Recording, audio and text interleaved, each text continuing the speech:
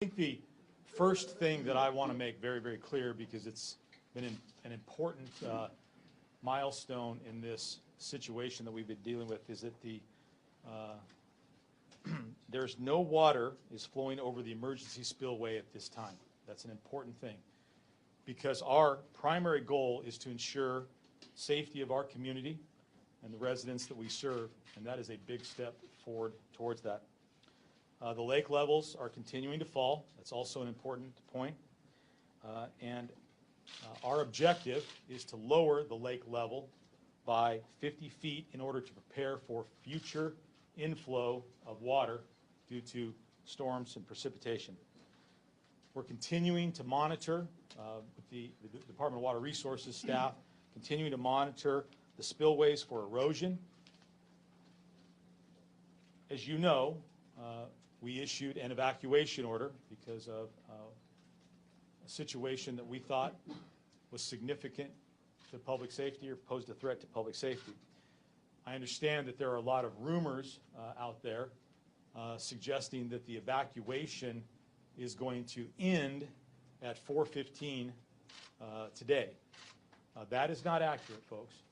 This is still a dynamic situation. It's still a situation we're trying to assess the damage, and we need to have time to make sure that before we allow people back into those areas, it is safe to do so.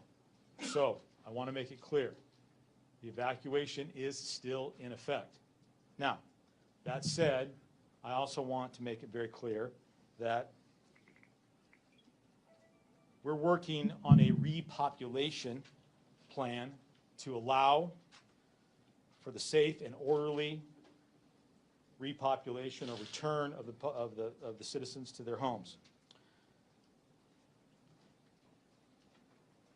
When it is safe, based upon the evaluations from DWR and our state and federal partners, then we'll be in a better position to make the decision as to when to lift that evacuation.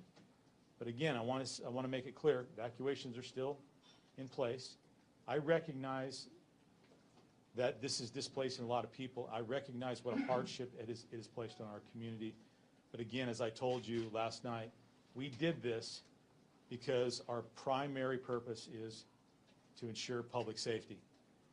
It was a hard decision to make, but I can tell you that the decision to release the evacuation and allow people to return to the evacuate area is an equally difficult decision to make, and it's one that has to be based on analysis that we're receiving from subject matter experts in the field. So thank you very much, and I'm going to now turn it over to my colleague from the CAL FIRE. Thank you, Chief Honey. Kevin Lawson, I'm the Incident Commander with CAL FIRE Incident Management Team 3. I wanted to share with you guys that we are in close cooperation and in unified command with Butte County Sheriff and the Department of Water Resources. As the Sheriff had stated, it's very much a fluid and dynamic operation that is going on out there. When you try to factor in what we're dealing with Mother Nature, it's hard to look at a crystal ball and predict how that's going to evolve. So with the close communication and cooperation amongst these agencies, as well as our state and local counterparts providing us with the resources that we're getting, and we are getting the resources that we request and the resources that we need. So I assure you it's working seamlessly amongst the three of us, and I expect that to continue. And if I could just add, now that we've discussed that, I just want to talk briefly about a press release that you should have received from my office a little while ago. Reference the actions we took to protect the inmates housed in the Butte County Jail. It was necessary for us to evacuate those inmates when we issued the evacuation order for the general public. At the time, I did not disclose the location where those inmates were going to be housed because it would have posed a security risk while they were in transit. They have now arrived safely, and we are very fortunate to have the assistance of the Alameda County Sheriff's Office. Those inmates, all in excess of 500 of them, were transported down to Alameda County Jail, and they're arrived safely, and they're currently being housed. Sheriff Ahern was gracious enough to do that, and they will remain in that location until such time as we determine it is safe to return them to the Butte County Jail. The press release that you received gives family members the information they need to make contact with their loved ones. It provides a number that they can contact so that they can check on their loved ones and perhaps contact them and visit them.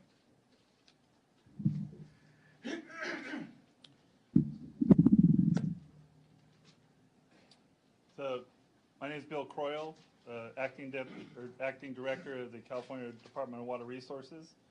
So, as indicated, water is not flowing over the emergency spillway.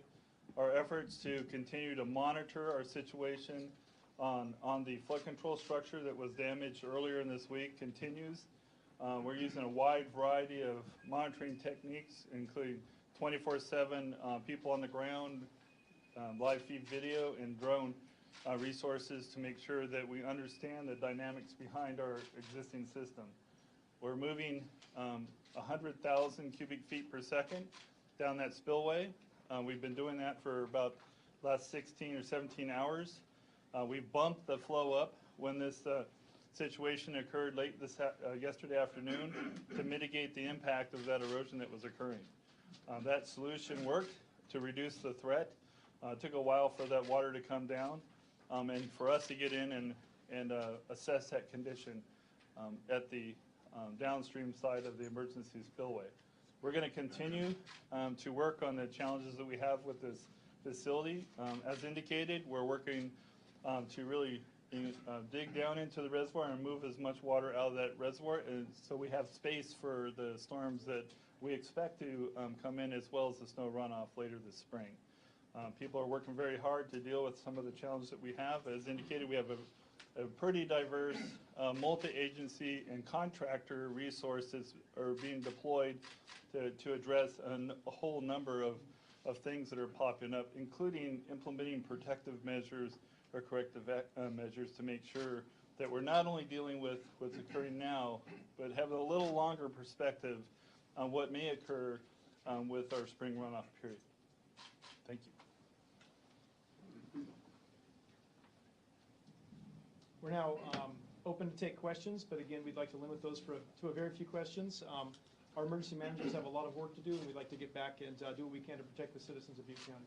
What is the current inflow into the lake, and how do you expect to hit the 50-foot target by the storm at the time the storm hits on Wednesday? Yeah, so the question is, what is the inflow? I'm sorry, I should have covered that. It's an important part of the dynamics within the reservoir operations. So this morning about 9 o'clock, we had approximately 37,000 acre-feet of water flowing into the reservoir. So we're on the kind of the back side of the hydrograph, which is good. We're discharging, again, 100,000 cubic feet per second. So we have a net or a delta of storage coming out, more than 60,000 acre feet. That will continue to increase in the coming days. We do have a storm coming in later Thursday, Friday. However, the forecasted hydrograph on that looks quite a bit smaller than the event we went through here in the last 3 or 4 days. So we will continue to develop storage, except for maybe about 12 or 15 hours that's being forecast. And then we have a couple more storms forecasted to come in after that time, but we still need to get a little closer to those weather conditions to see how that affects our storage. We expect to continue to make significant progress on developing that required flood storage here in the coming days and hopefully the coming weeks. Can you hit 50 feet at this rate? That's the question. It all depends on the runoff, on the weather systems, the air temperature in the upper basin. These storms look like they're coming in a little cooler at about 4,000 foot elevation, which is good. But frankly, this watershed has plenty of snow and rain in it. But we're going to deal with that that comes in. So when or how long this is going to take kind of depends on the dynamics within the watershed. It could be 10 to 15 days. It could be a little bit longer. But our infrastructure is holding up very well, even though it's been damaged. And if we can keep up this discharge rate of 100,000 CFS. Here in the coming days, we will make good progress on that.